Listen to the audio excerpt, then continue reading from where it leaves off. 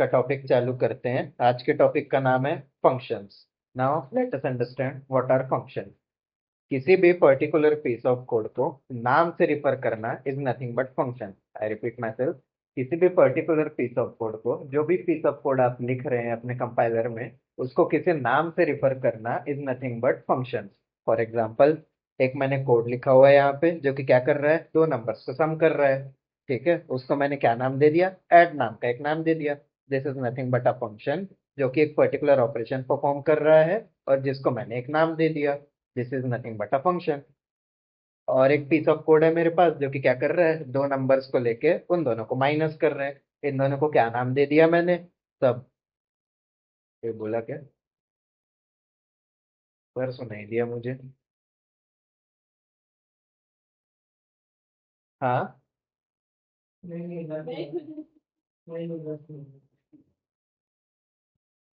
नहीं ना, पता नहीं, मेरे कान बज रहे हैं क्या।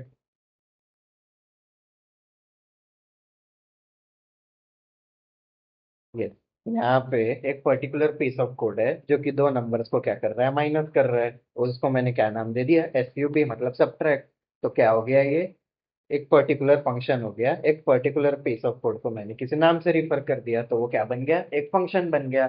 Now why do we require functions. ठीक है, यहाँ पे एक पर्टिकुलर पीस ऑफ कोड देख रहे होंगे आप। घबराइएगा मत, ये जावा में नहीं है, ये सी प्रोग्रामिंग में है। बट एट द एंड सभी प्रोग्रामिंग लैंग्वेजेस में क्या होते हैं, कंसेप्ट सेम होते हैं, बस उनके राइटिंग का सिंटैक्स अलग अलग होता है। यहाँ पे मैं क्या कर रहा हूँ, तीन नंबर्स का इनपुट ले रहा हूँ। First is M1, second is M2, third is M3।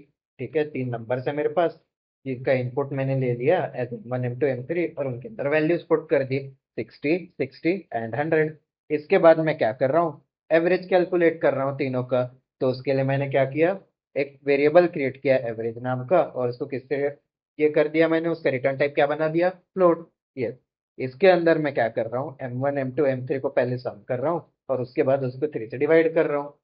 ठीक है, उसके बाद जो अल्टीमेट आएगा, जो भी इसका आउटपुट आएगा, उसको मैं टर्मिनल पे ले जाके प्रिंट कर रहा हूँ। इसका मतलब है पर्टिकुलर जो वैल्यू आएगी उसको टर्मिनल पे ले जाके प्रिंट करो। सी प्रोग्रामिंग में प्रिंट करने के लिए we use the keyword of cout. ठीक है, तीन नंबर मैंने एज इनपुट लिए, M1 M2 M3, उसके अंदर वैल्यूज पुट की और फिर क्या किया, उनका एवरेज कैलकुलेट किया, तीनों को सम करके डिवाइड बाय 3 कर दिया। और अल्टीमेटली जो भी एवरेज आया उसको क्या किया, टर्मिनल पे ले जाके प्रिंट किया। अब क्या करता हूं मैं, सपोज ये किसी एक पर्सन के लिए था। ठीक है, एक पर्सन के मार्क्स मेरे पास आए और मैंने क्या किया, उसका एवरेज कैलकुलेट करके टर्मिनल पे प्रिंट किया। The person is named Anuradha.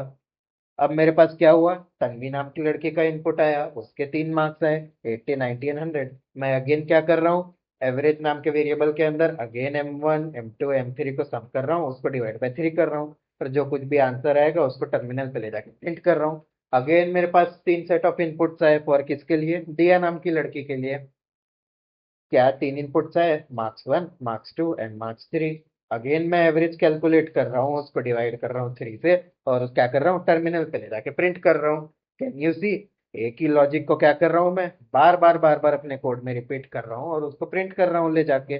This is known as code duplication या फिर कोड रिडंडेंसी, जहाँ पे मैं एक ही लॉजिक को अपने कोड के अंदर बार बार लिख रहा हूँ और उसके थ्रू आउटपुट डिराइव कर रहा हूँ। इसकी जगह क्या मैं ऐसा कर सकता हूँ कि एवरेज वाले लॉजिक को मैं एक बार ही लिख दूं और उसको बार बार डिफरेंट वैल्यूज के लिए इनपुट, बार बार डिफरेंट वैल्यूज उस पर इनपुट दूं और बेस्ड ऑन दैट आउटपुट निकाल के दूं।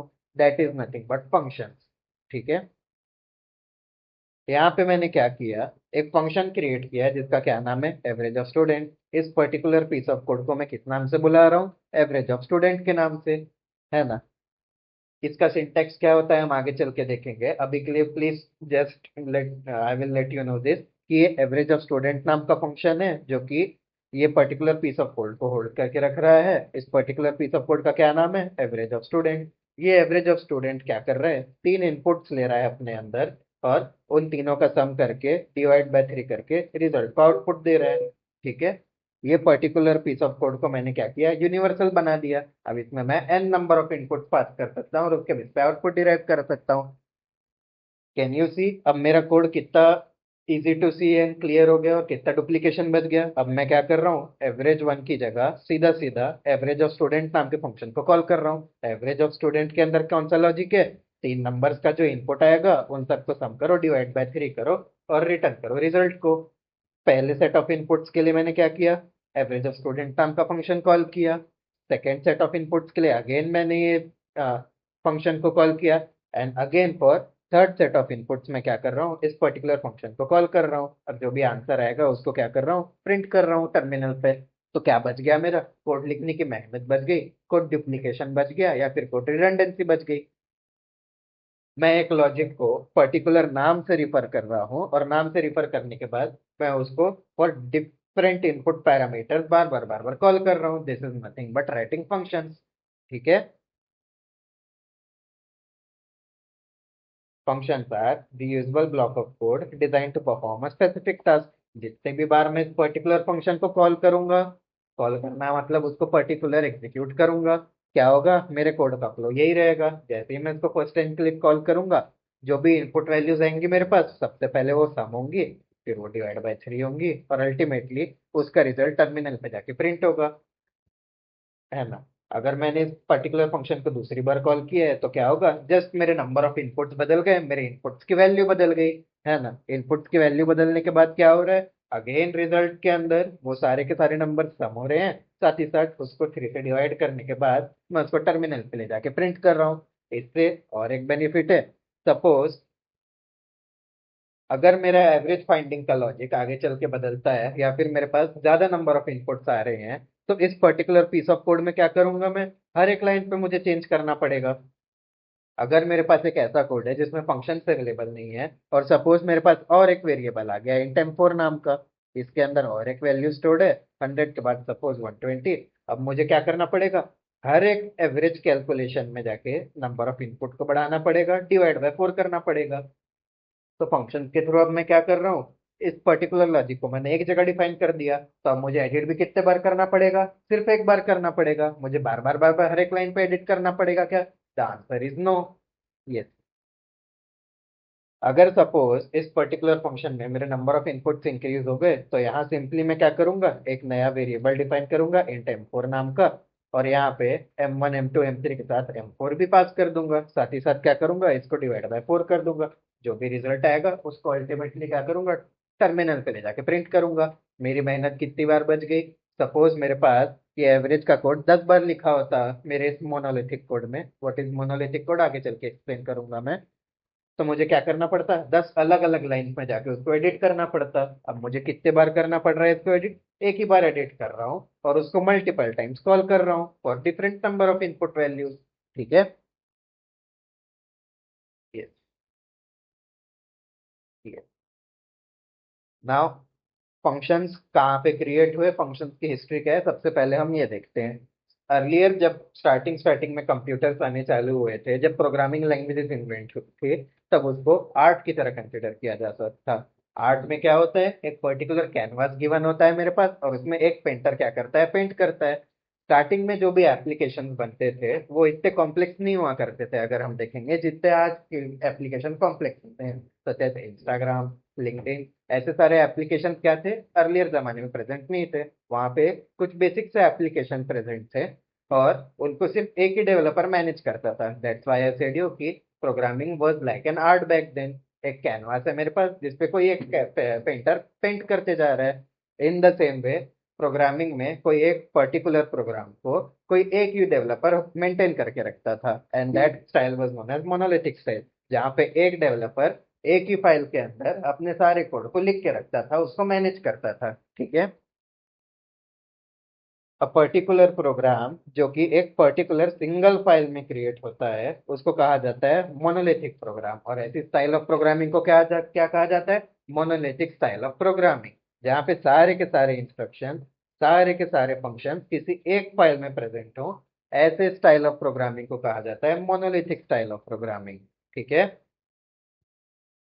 बट इसका पर्टिकुलर एडवांटेज क्या था कि कोई भी एक पर्टिकुलर छोटा सा प्रोग्राम अगर आप ले लेंगे, उसके कितने जितने भी कंपोनेंट्स है मेरे पास क्या है, एक फाइल के अंदर है, तो उसको मैनेज करना इजी होगा। बट जैसे जैसे प्रोग्रामिंग लैंग्वेजेस एडवांस होती गई, मेरा स्केल ऑफ एप्लीकेशंस बढ़ता गया, मेरा लॉजिक जो है वो कॉम्प्लेक्स होते गया। तो उससे क्या हुआ, ऐसे बड़े बड़े एप्लीकेशंस अगर मैं एक ही फाइल में बिल्ड कर रहा था तो उसको मैनेज करना टाइम बाय टाइम मुश्किल होते जा रहा था। कोई भी एक पर्टिकुलर पीस ऑफ प्रोग्राम में अगर मेरे पास एरर आया तो बाकी की सारी भी लाइन चलेंगी क्या? The answer is no. कोई एक पर्टिकुलर फीचर में अगर एरर आ गया तो बाकी के सारे फीचर्स भी क्या हो जाएंगे? क्रैश हो जाएंगे। स्टार्टिंग में तो ये एक्सेप्टेबल था क्योंकि प्रोग्राम्स का साइज क्या था? छोटा था, सिंपल एप्लीकेशन। जैसे जैसे एप्लीकेशन का लेवल बढ़ता गया वैसे वैसे number of piece of code भी बढ़ते गए। तो ऐसे केसेस में मोनोलिथिक स्टाइल ऑफ प्रोग्रामिंग को एडवांटेज में नहीं लेकर गए, और it was considered to be a great disadvantage. क्योंकि क्या हो रहा है, मेरे number of lines of code तो इंक्रीज होते जा रहे हैं, साथ में साथ उसको मैनेज करने में डिफिकल्टी आती जा रही थी प्रोग्रामर्स को। एंड अगेन, अगर मेरा number of lines of code भी बढ़ेगा, अगर मेरे एप्लीकेशन के अंदर फंक्शनैलिटी बढ़ेगी, तो मुझे ज्यादा डेवलपर्स लगेंगे उसको मैनेज करने के लिए। But monolithic style of programming में क्या था, किसी एक पर्टिकुलर प्रोग्राम को एक ही बंदा मैनेज कर सकता था, उसका एक्सेस किसको था? दूसरे प्रोग्रामर को एक्सेस नहीं था उस पर्टिकुलर पीस ऑफ कोड का। तो ऐसे कंडीशन में monolithic style of programming fail हो गई पर्टिकुलरली। क्यों? क्योंकि इसमें big chunks of data present है। अगर किसी भी एक लाइन में मैं एरर कर रहा हूँ तो बाकी की सारी की लाइंस भी नहीं चलने वाली हैं ऑब्वियसली। एंड कोई एक पर्टिकुलर प्रोग्रामर ही इस पे एक टाइम पे काम कर सकता था, बाकी के सारे प्रोग्रामर्स इसको मैनेज नहीं कर सकते थे। यस। एक सेकंड में कॉल सॉरी। हेलो।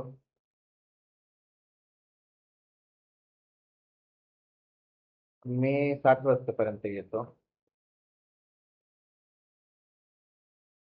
माझी एक मीटिंग आहे, मी त्याच्यात अडकलो आहे. तर मला 7च वाजतील. हो हो. हो हो.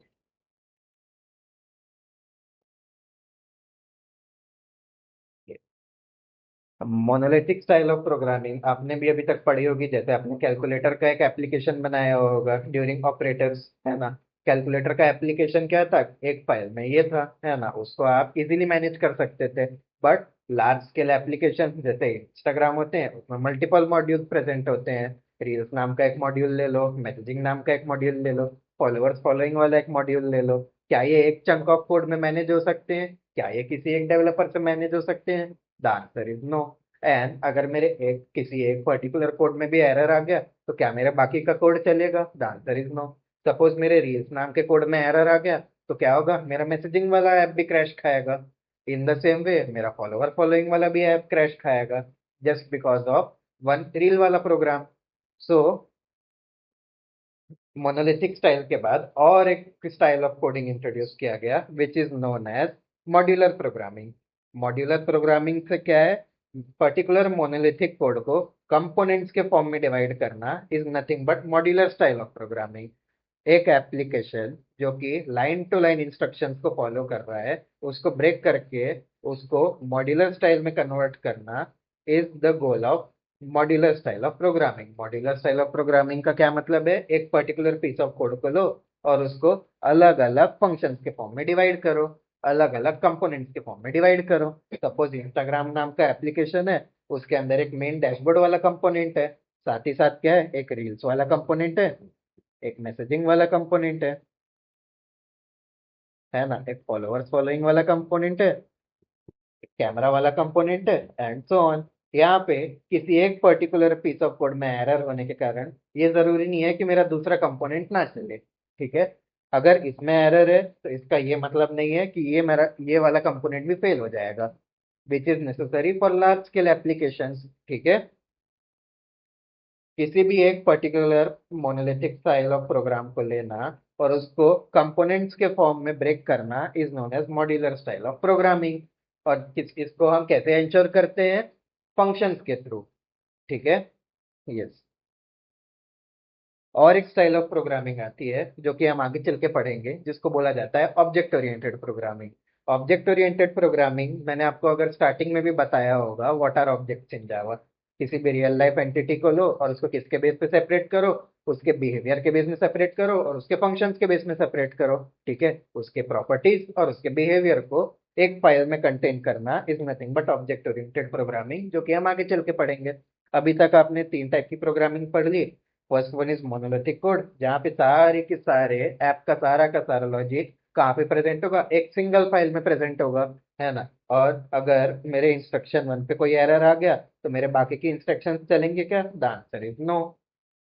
इसके बाद मैंने आपको बताया about modular style of programming, जहाँ पे मैं एक मोनोलिथिक कोड बेस को ले रहा हूँ, इसके अंदर जितने भी अवेलेबल इंस्ट्रक्शंस हैं उसको मैं कंपोनेंट के फॉर्म में स्प्लिट कर रहा हूँ। स्प्लिट करने कैसे करूंगा? मैं फंक्शंस के थ्रू स्प्लिट करूंगा। And this is nothing but modular style of programming, जहाँ पे मैं मोनोलिथिक कोड को फंक्शंस के फॉर्म में स्प्लिट कर रहा हूँ। ठीक है, एग्जांपल दिया मैंने आपको इंस्टाग्राम नाम का। इंस्टाग्राम के अंदर डैशबोर्ड नाम का कंपोनेंट है, उसके बाद रील्स वाला कंपोनेंट आएगा एंड सो ऑन। और ये जरूरी नहीं है कि अगर मेरे एक पर्टिकुलर कंपोनेंट में एरर आएगा तो बाकी के ना चले।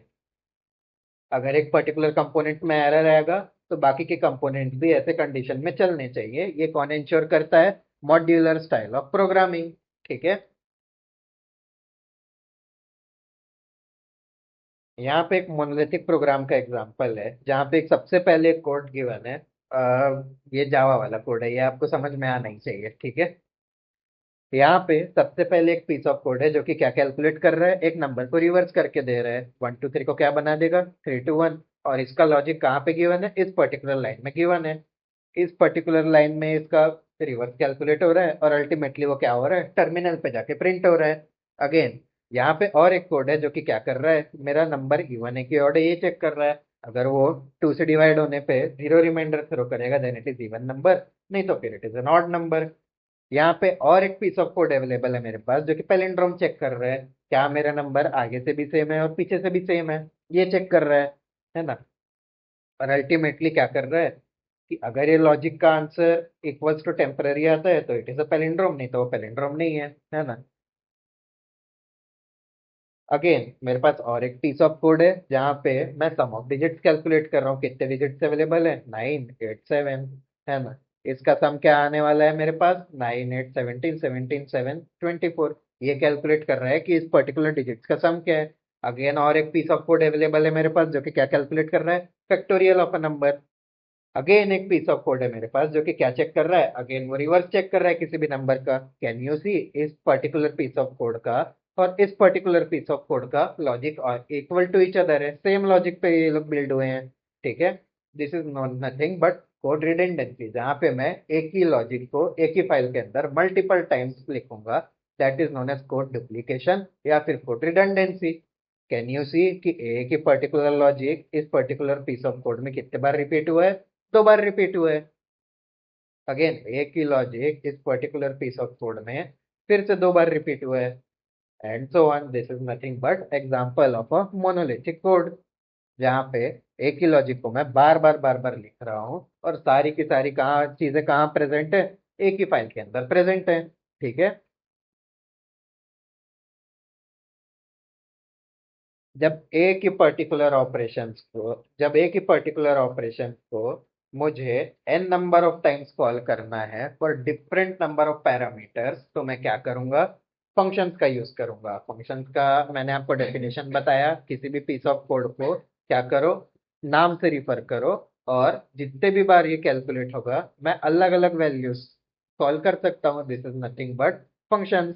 किसी भी पर्टिकुलर पीस ऑफ कोड को क्या करो? नाम से रिफर करो, और जितने भी बार इनपुट्स आएंगे उनकी वैल्यू अलग अलग हो सकती है। यस, अगर डिफरेंट सेट ऑफ इनपुट्स आएंगे तो क्या होगा? हर बार मेरा ये फंक्शन क्या इंश्योर करेगा? रिजल्ट नाम का एक वेरिएबल क्रिएट करेगा, उसमें तीनों के तीनों नंबर्स को प्लस करेगा, उसको 3 से डिवाइड करने के बाद उसके रिजल्ट को क्या करेगा? टर्मिनल पे ले जाके प्रिंट करेगा। This is the work of a particular function, जहाँ पे मैं एक लॉजिक को एक बार डिफाइन करता हूँ और उसको मल्टीपल अवेलेबल इनपुट्स के लिए बार बार मैं एग्जीक्यूट कर सकता हूँ। ठीक है, ये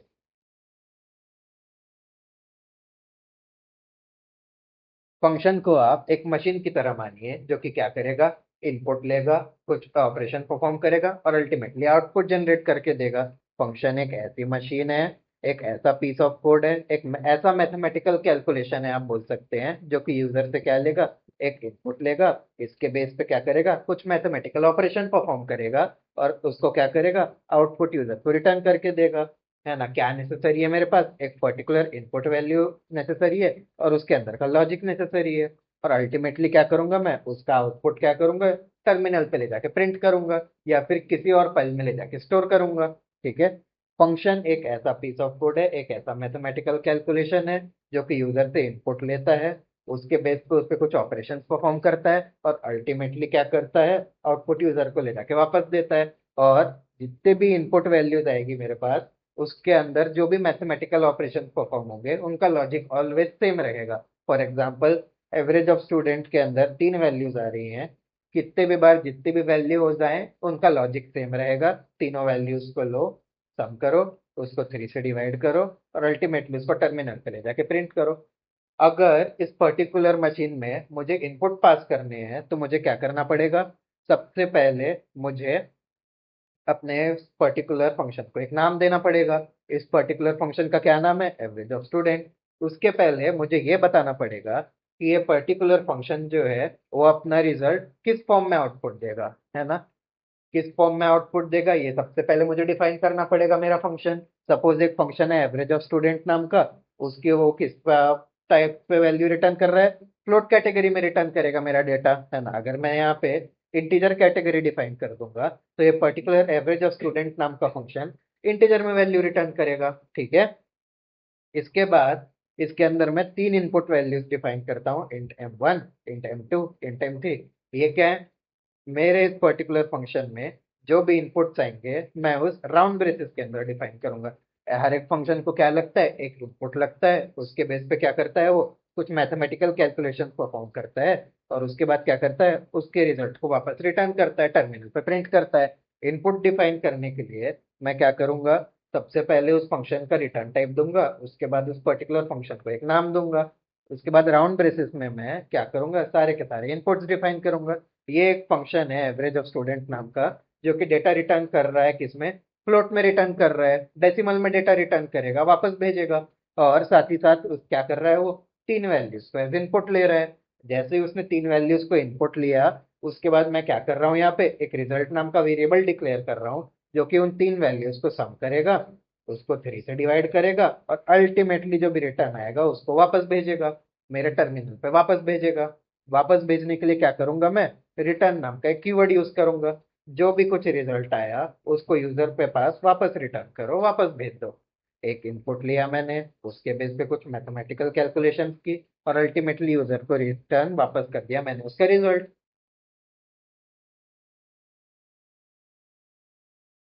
एक इनपुट लिया मैंने, उसके बेस पे कुछ मैथमेटिकल कैलकुलेशंस की और अल्टीमेटली यूजर को आउटपुट रिटर्न कर दिया। इनपुट कैसे ले रहा हूँ मैं, in the form of variables round brackets के अंदर, है ना। उसके बाद कुछ मैथमेटिकल कैलकुलेशन कर रहा हूँ और वापस से आउटपुट किसको रिटर्न कर रहा हूँ, यूजर को वापस रिटर्न कर रहा हूँ। ठीक है।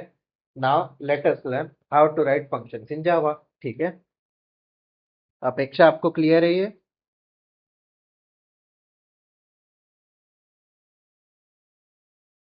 Yes sir. ओके।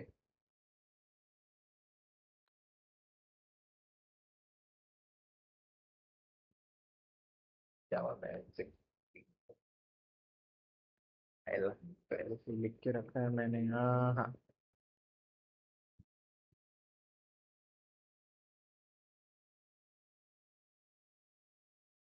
यहाँ पे मैं मेन क्लास के अंदर सबसे पहले 3 वेरिएबल्स डिफाइन करता हूँ, int marks1 is equal to 1 2 3। इतना नंबर बड़ा नंबर नहीं लेते, 100 के अंदर ही लेते हैं। Int m1 is equal to 60, int m2 is equal to 60, int m3 is equal to 100। Suppose इसका मुझे एवरेज निकालना है थ्रू मोनोलिथिक स्टाइल, तो मैं क्या करूंगा, एक फ्लोट एवरेज नाम का वेरिएबल लूंगा, is equals to m1 plus m2 plus m3। सबसे पहले इनका सम करो, उसको डिवाइड बाय 3 करो और अल्टीमेटली क्या करो, एवरेज को ले जाके टर्मिनल पे प्रिंट करो। 73 आ गया। ठीक है। अब मेरे नंबर ऑफ इनपुट्स अगर बदल गए, यहाँ 60 की जगह कोई और वैल्यूज अगर मुझे करनी है, तो मैं क्या करूंगा, m1 की जगह वापस से मैं लिख देता हूँ 45। अब m1 में 60 की जगह 45 है ना। m2 में अगेन मैं ले लेता हूँ 75 और m3 में अगर मैंने पुट कर दिया है 92। अब मुझे क्या करना है, एवरेज को वापस से रिकैलकुलेट करना है। एवरेज नाम का वेरिएबल मुझे वापस लेना पड़ेगा। अगेन वो क्या करेगा, M1 plus M2 plus M3 divide by 3 dot dot dot println average की वैल्यू। क्या आप देख सकते हैं यहाँ पे एक ही लॉजिक को मैंने दो बार लिखा हुआ है, जो कि क्या कर रहा है, कोड डुप्लीकेशन कर रहा है, कोड रिडंडेंसी को इंक्रीज कर रहा है। ठीक है। अब अगर मुझे और एक सेट ऑफ वैल्यूज चाहिए, तो अगेन मैं क्या करूंगा, तीन वैल्यूज डिफाइन करूंगा, सपोज 90, है ना, 56 एंड 34। अब मुझे फिर से एवरेज नाम का लॉजिक यहाँ पे क्रिएट करना पड़ेगा, जो कि तीन नंबर्स को इनपुट लेगा, उनको सम करेगा, उनको डिवाइड बाय 3 करेगा और अल्टीमेटली टर्मिनल पर ले जाके रिजल्ट को शो करेगा। अगेन 70 आया मेरे पास। ठीक है। सपोज ये पर्टिकुलर पीस ऑफ कोड मैंने अपनी कंपनी को सबमिट कर दिया। अब मेरी कंपनी क्या बोल रही है मुझे, कि मुझे 3 मार्क्स के लिए नहीं, मुझे 4 मार्क्स के लिए चाहिए मुझे अपना एवरेज, है ना। तो यहाँ पे मुझे क्या करना पड़ेगा, और एक वेरिएबल क्रिएट करना पड़ेगा M4 नाम का, जो किसको स्टोर कर रहा है, 50 को। यहाँ पे मैं M4 को भी ऐड करूंगा, उसको डिवाइड बाय 4 करूंगा। यहाँ पे 4 मुझे M4 को क्रिएट करना पड़ेगा, ये एक वैल्यू को होल्ड करेगा। अगेन मुझे यहाँ पे M4 को प्लस करना पड़ेगा और डिवाइड बाय 4 करना पड़ेगा। कैन यू सी, एक ही लॉजिक को मैं बार बार क्या कर रहा हूँ, एडिट करना पड़ रहा है मुझे। अगर ये 100 टाइम्स पे होता तो मुझे क्या करना पड़ता, 100 टाइम्स उसको M4 को इंक्रीज करना पड़ता, साथ ही साथ 4 से डिवाइड करना पड़ता। तो डुप्लीकेशन की इस इश्यू को सॉल्व कौन करते हैं, फंक्शन सॉल्व करते हैं, जहाँ पे मैं एक पर्टिकुलर लॉजिक को एक ही बार डिफाइन कर दूं। अगर मुझे उसको एडिट करना है तो मैं एक ही बार एडिट करूंगा, और उसको बार बार for an number of time multiple values के लिए क्या कर सकता हूँ, कॉल। फंक्शन क्रिएट करने के लिए सबसे पहले मुझे उसका रिटर्न टाइप बताना पड़ेगा। रिटर्न टाइप का क्या मतलब है, ये पर्टिकुलर फंक्शन किस भाषा में आंसर देगा। सपोज मुझे एक फंक्शन क्रिएट करना है जो कि होल नंबर्स में आंसर देगा, तो मैं इसको इंटीजर से मार्क करूंगा। सपोज मुझे एक फंक्शन गिवन है मेरे पास, जो कि डेसिमल वैल्यूज में आउटपुट रिटर्न करेगा, तो मैं उसको फ्लोट कैटेगरी में स्टार्ट करूंगा। ठीक है। एक फंक्शन क्रिएट किया है मैंने, जो कि किस में डेटा रिटर्न करेगा, फ्लोट कैटेगरी में रिटर्न करेगा। तो मैं यहाँ फ्लोट कैटेगरी में एक फंक्शन क्रिएट करता हूँ, जिसका नाम क्या है, average of numbers. Average of numbers कितने इनपुट वैल्यूज स्टार्टिंग में लेगा, तीन इनपुट वैल्यूज लेगा, int M1, M2 and int M3। ठीक है।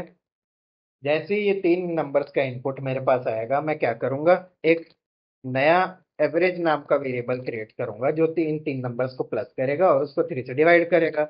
M1 plus M2 plus M3 divide by 3 system dot out dot println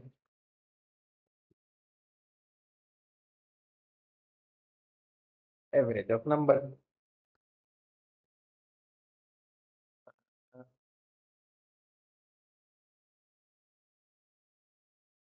ठीक है।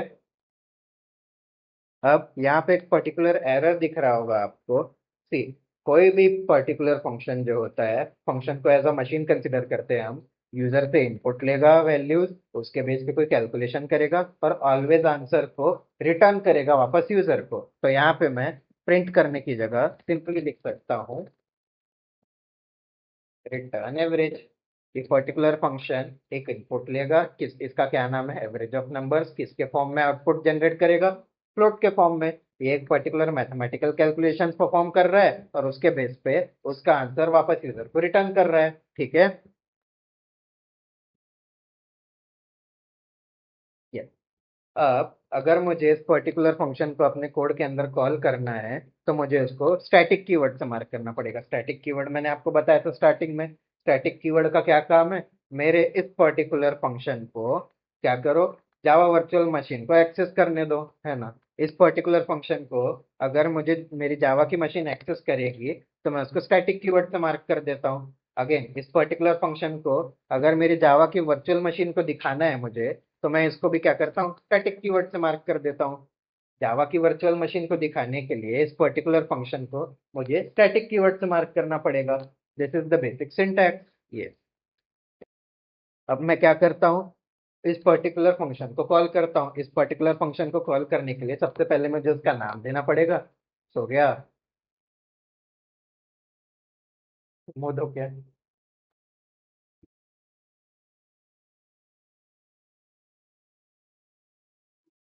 है ना। इस पर्टिकुलर फंक्शन को कॉल करने के लिए मुझे सबसे पहले इसका नाम, यही यही है ओ भाई, है ना। सबसे पहले मैं एक नाम देता हूँ एवरेज ऑफ नंबर्स का। इसके अंदर मैंने तीन नंबर्स डिफाइन कर दिए, M1 M2 एंड M3। इसका क्या मतलब है, ये तीन पर्टिकुलर नंबर्स को कहाँ लेके जाओ, मेरे पर्टिकुलर फंक्शन में लेके जाओ, है ना। यहाँ पे भी कितने नंबर्स डिफाइन है, M1 M2 M3, है ना। इस M1 की वैल्यू अब क्या होगी, 60। इस M1 की 60 अगेन 60, और इस M3 की वैल्यू क्या हो जाएगी, 100। जैसे जैसे मैं इसको सिलेक्ट कर रहा हूँ, यहाँ पे ये हाईलाइट हो रहे हैं, है ना। इसको प्रिंट करने के लिए मैं system dot dot dot println नाम की कमांड देता हूँ, और इसके अंदर इसको सिंपली मैं प्रिंट कर रहा हूँ। क्या प्रिंट होके आ गया मेरे पास, 73। अब अगेन इस पर्टिकुलर फंक्शन को मैं डिफरेंट वैल्यूज के भी लिए भी कॉल कर सकता हूँ। यस। हाँ हाँ। नीचे कैसे आ गया, हाँ फंक्शन को ऑलवेज मेन फंक्शन के ऊपर क्रिएट करूंगा मैं, या फिर नीचे। Yes. System dot dot dot println average of numbers, यहाँ पे मैं डिफरेंट सेट ऑफ नंबर्स भी पास कर सकता हूँ डायरेक्टली ब्रैकेट्स के अंदर, है ना। 45 55 65। ठीक है, system dot dot dot println 45 55 65 55 answer आ गया मेरे पास। अगेन और एक सेट ऑफ नंबर्स कॉल करता हूँ मैं, एवरेज ऑफ नंबर्स 12 13 14। अगेन मेरे पास कोड आ गया 13। इस केस में M1 M2 और M3 की क्या वैल्यू गई यहाँ पे, 12 13 एंड 14। M1 की वैल्यू 12 थी, M2 की 13 एंड M3 की 14। यस। उसको क्या करो, 3 से डिवाइड करो और उसके आंसर को रिटर्न करो। रिटर्न करने के बाद उसको क्या कर रहा हूँ मैं, टर्मिनल पे ले जाके प्रिंट कर रहा हूँ। ठीक है। अगेन मैंने आपको बताया था, एक पर्टिकुलर फंक्शन, एक पर्टिकुलर एप्लीकेशन के अंदर बहुत सारे पीस ऑफ कोड होते हैं, बहुत सारे फंक्शंस होते हैं। सपोज ये मेरा एंट्री पॉइंट एप्लीकेशन है, मैंने आपको सबको स्टार्टिंग में बताया था। ये क्या है, मेरा एंट्री पॉइंट एप्लीकेशन है। सपोज ये इंस्टाग्राम का डैशबोर्ड है, तो ये इंस्टाग्राम का रील्स सेक्शन है। क्या मेरा रील्स डैशबोर्ड के अंदर डिफाइन करूंगा, नहीं। अगर मेरा रील्स क्रैश हो गया तो डैशबोर्ड भी क्रैश हो जाएगा, है ना।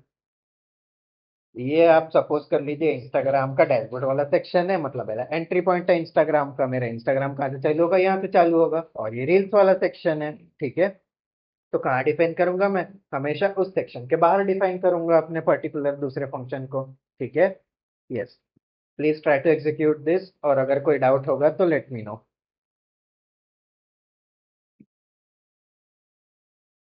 अपेक्षा क्लियर है आपको। Yes sir. हाँ एग्जीक्यूट करिए ये अभी, और डाउट होगा तो पूछिएगा। सर कोड भी दिख रहा स्क्रीन पे। ये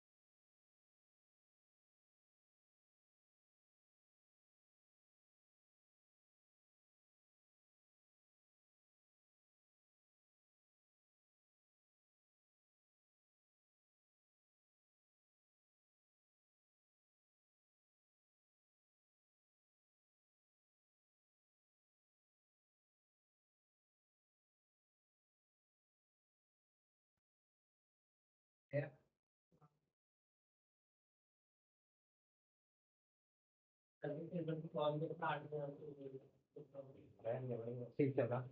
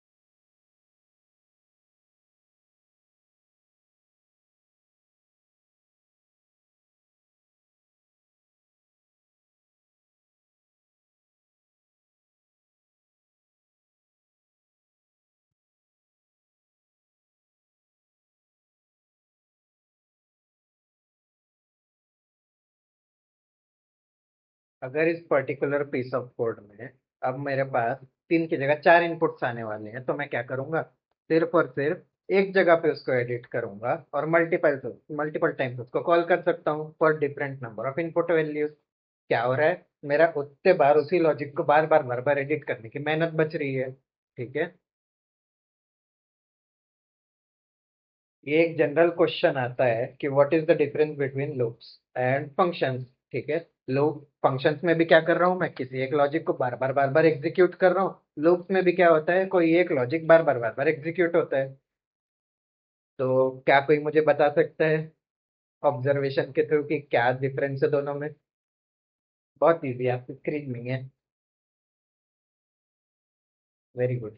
जोर से बोलो। और जोर से। सबको सुनाई दे, आपको सुनाई दे रहे?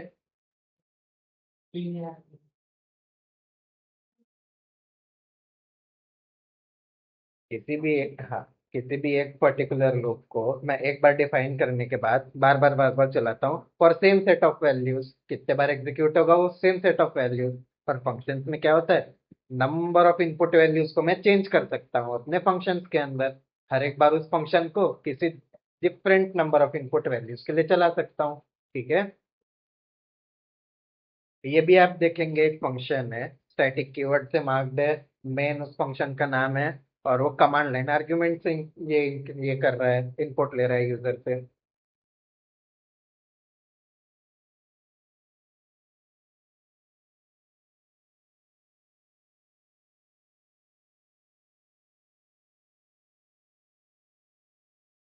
अगर आपको इस पर्टिकुलर फंक्शन को ऐसे ना ही प्रिंट करके और सिंपल टर्म्स में करना है, तो लेट अस सी। यहाँ पे एक नया वेरिएबल क्रिएट करता हूँ मैं, फ्लोट एवरेज नाम का, जिसके अंदर क्या स्टोर्ड होगा, इस एवरेज की वैल्यू। है ना? यहाँ पे मैं कॉल करता हूँ एवरेज ऑफ नंबर्स, जो कि क्या कर रहा है, M1 M2 और M3 को तो प्लस कर रहा है, डिवाइड बाय 3 कर रहा है, और उसके बाद एवरेज को रिटर्न कर रहा है। कहाँ पे जाके स्टोर कर रहा है, इस एवरेज नाम के वेरिएबल के अंदर। अब इस पर्टिकुलर वेरिएबल को मैं टर्मिनल पे ले जाके प्रिंट कर देता हूँ। इधर you can do this way, उसको एक वेरिएबल में स्टोर कर लो या फिर उसको डायरेक्टली जाके प्रिंट कर दो। ठीक है। ये वेरिएबल में स्टोर करके प्रिंट कर रहा है,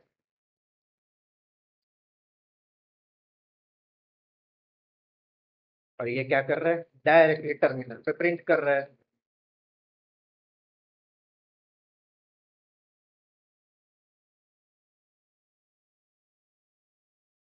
क्लियर है सबको ये?